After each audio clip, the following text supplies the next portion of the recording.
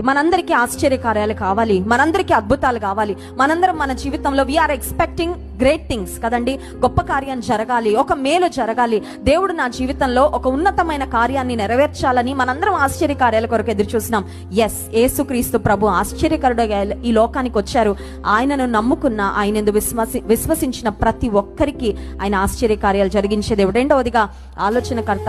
ఈ బ్రెయిన్ అన్నిసార్లు మంచిగా పనిచేయదండి. మన బ్రెయిన్ ని మనం అన్నిసార్లు కూడా నమ్ముకోలేం. ఈ మెదడులో కొన్నిసార్లు మరి చాలా చెడ్డ ఆలోచనలు వస్తూ ఉంటాయి. కొన్నిసార్లు మన బ్రెయిన్ లో నాట్ ద వెరీ బెస్ట్, మనం ఆలోచించేవి అన్నిసార్లు శ్రేష్టమైనవిగా, యోగ్యమైనవిగా, యుక్తమైనవిగా, మన జీవితాలకు ఉపయోగపడేవిగా ఆలోచనలు ఉండవు. కానీ యేసు ప్రభు ఈ లోకానికి ఆయన ఆలోచనకర్తగా వచ్చారు. He is a wonderful councillor.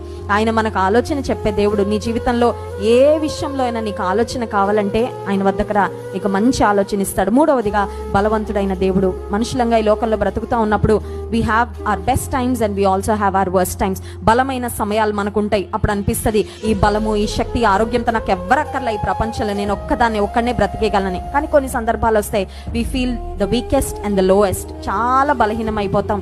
అది శారీరకంగా కావచ్చు, మానసికంగా కావచ్చు, ఆత్మీయంగా కావచ్చు. అప్పుడు అనిపిస్తుంది ఇంకా నా వల్ల కాదు, ఇంకా నా శక్తి సరిపోదు, నేను ఇంకా బ్రతకలేనేమో, ఇంకా నాకు ముందుకు వెళ్ళలేనేమో అని అనిపించే ఆ లో టైమ్స్, బలహీనమైన సమయాలు ప్రతి ఒక్కరి జీవితంలో వస్తాయి.